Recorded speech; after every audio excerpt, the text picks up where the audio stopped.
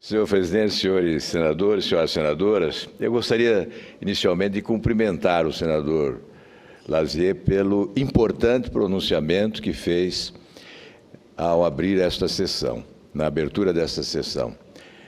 O senador Lazier é do Rio Grande do Sul, o estado da presidente Dilma. É do PDT, um partido na base aliada do governo, e faz um pronunciamento independente, com clareza, com lucidez, propondo uma reforma essencial para que o Brasil possa recuperar-se economicamente. A reforma do Estado brasileiro, do sistema de governança, o corte imprescindível para economizar, sobretudo despesas correntes exageradas e crescentes na atual administração. Mas, senhor presidente, eu quero repetir, ao exilar a política econômica estabilizadora, a esquizofrenia catatônica chamada de nova matriz econômica gerou consequências trágicas para a sociedade brasileira. A recessão da economia será duradoura e não aponta a rota de otimismo no curto e médio prazo. O descontrole dos gastos públicos foi determinante para a completa desestruturação da política econômica. A expansão fiscal, com excesso de desonerações beneficiando áreas específicas, intervenção na economia com a concessão de juros subsidiados, onde o BNDES foi o carro-chefe, e a manutenção de uma taxa de câmbio artificialmente controlada foi campo fértil para produzir a recessão econômica no país. A redução da arrecadação atingiu em cheio os investimentos. O crescimento econômico foi vítima. Há 8 trimestres que os investimentos estão em queda na economia brasileira. O desemprego decorrente da estagnação econômica vem invadindo o cotidiano dos brasileiros. Agravado com o realinhamento dos preços administrados de combustíveis e conta de luz, por exemplo, repassados à sociedade, afetando a realidade da ascensão social ocorrida nos últimos anos. A inadimplência familiar tornou-se fato indiscutível. Vale dizer, a conta da irresponsabilidade produzida pelo governo é repassada para as famílias brasileiras. Mágica fiscal, contabilidade criativa foi o programa do governo Lula II a partir de 2008 e Dilma Rousseff. Manipularam com notável irresponsabilidade a contabilidade nacional. Ao invés de canalizar recursos para o crescimento econômico, investindo na infraestrutura, estimulando os investimentos privados produtivos, preferiram priorizar o crescimento das despesas públicas para sustentar uma máquina oficial perringuinchante, confiscadora dos recursos públicos. Exemplo, o Ministério do Planejamento tem 793 unidades e subunidades operando com relativa autonomia. A secretária de Gestão Pública do Ministério Público registra: o Executivo tem 757.718 servidores efetivos, mais 113.869 cargos de confiança e comissionados, além de 20.922 contratos temporários de trabalho. A Presidência da República, em dezembro de 2014, era responsável direta pela existência de 23.008 cargos de confiança e comissionados. Eu peço a gentileza do presidente para que eu possa ter mais 5 minutos que eu concluo o pronunciamento, presidente. Comprovando o aparelhamento da estrutura pública federal. Na Alemanha, a primeira-ministra Angela Merkel dispõe de 600 funções de confiança e comissionados. Já tenho tempo nessa... Ok. Ajuste fiscal sem redução da máquina pública é ilusão.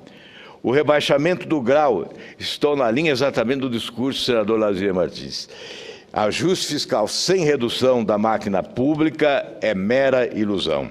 O rebaixamento do grau de investimento para grau especulativo da economia brasileira foi estratégia construída pelo governo Dilma Rousseff, expressada no aumento da dívida pública e deterioração fiscal, culminando com o envio ao Congresso de um orçamento com previsão de déficit de 30,5 bilhões. Foi atestado de uma administração econômica fragilizada e sem rumo, destinada a produzir encarecimento do crédito e indiscutível nova frente de desaceleração econômica, agravando a recessão econômica pela perda do selo de bom pagador, ingressando no círculo dos países sujeito a calote nos seus compromissos financeiros.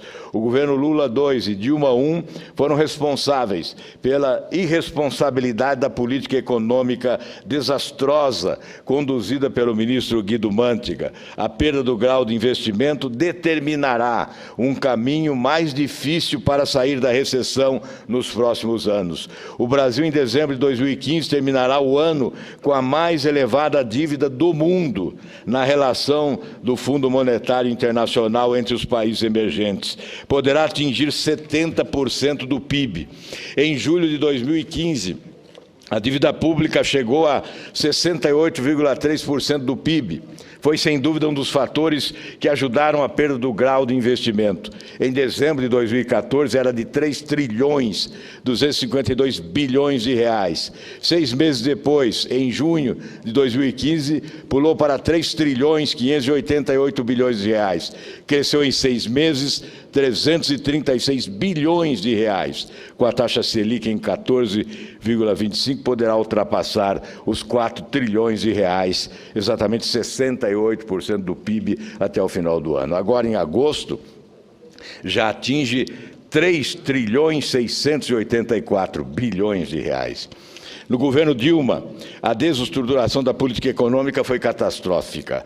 Quando assumiu em janeiro, a inflação era de 6,5%, atingindo em agosto 9,5%, com tendência de alta no câmbio. A cotação do dólar comercial era de 1,867, em agosto de 2015 era de 3,78. A administração desastrada das contas públicas, com uma gestão macroeconômica irresponsável, levou ao cenário em que estamos mergulhados. A recessão econômica de 2015 se repetirá em 2016, com perspectivas de baixíssimo crescimento a partir de 2017. O impacto da dívida pública na desestruturação das contas do governo não é recente. Ela decorre de empréstimos que o governo toma da sociedade para financiar parte das suas despesas. A origem está na determinante da arrecadação de impostos ser insuficiente para atender o financiamento do governo. Quando compra os títulos emitidos pelo Tesouro, os credores acreditam que o governo tem capacidade de pagar os empréstimos. Os maiores credores da dívida são bancos brasileiros, com suas carteiras de títulos da dívida. A dívida bruta engloba União, estados e municípios. No orçamento de 2014, o governo gastou 978 bilhões de reais com juros, mais amortização da dívida. Representou 45% do orçamento. Na peça orçamentária de 2015, pulou para 1 trilhão e 356 bilhões de reais, correspondendo a 47% do orçamento. Veja, 47% do orçamento, de tudo que o povo brasileiro paga de impostos, é jogado pela janela pelo governo no pagamento, amortização de juros, amortização da dívida, pagamento de juros e serviços dessa monumental dívida que vem crescendo permanentemente. Estou concluindo, senhor presidente. Objetivamente, quer dizer que ela vem crescendo em trajetória assimétrica. O PIB não acompanhou a sua evolução. A chamada nova matriz econômica, com a emissão irresponsável de títulos públicos do Tesouro, levou a atual conjuntura explosiva, com aprofundamento do desajuste fiscal determinante para a perda do grau de investimentos. Se não partir para forte ajuste nas contas públicas, com coragem e sem medo da popularidade fácil, no futuro, fatalmente, a situação se agravará e virão novos rebaixamentos. O Congresso deveria formular projeto de lei determinando um limite para a dívida bruta do governo da União, fixando percentual e agregando ao crescimento do PIB. Faço referência à dívida pública como o grande problema, o grande desafio nacional. Nós sabemos que os países mais endividados do mundo gastam proporcionalmente a metade do que o governo brasileiro vem gastando para amortização da dívida e pagamento de juros e serviços da dívida pública do país. É preciso que o nosso governo encontre uma nova estratégia de administração da dívida pública do Brasil, porque certamente o povo brasileiro não suportará mais encargos tributários para que o governo continue a rolar desta forma incompetente a dívida pública crescente no nosso país. Eu repito, duas questões são essenciais se o governo quer enfrentar a crise. A reforma administrativa, já aqui analisada pelo senador Lazier, que me antecedeu na tribuna, é essencial. E, evidentemente, uma nova gestão para a dívida pública brasileira. A renegociação desta dívida. Agradecendo a Vossa Excelência, estou concluindo. Uma nova gestão para a dívida pública brasileira, de forma a não sacrificar em demasia o povo desse país, porque será impossível obtermos índices de crescimento compatíveis com a grandeza do Brasil se nós continuarmos pagando a dívida desta forma, consumindo, como consumimos neste ano de 2015, 47% do orçamento, quase a metade de tudo que o Brasil produziu no ano de 2015 para pagar essa monumental dívida pública que não para de crescer. Muito obrigado, senhor presidente.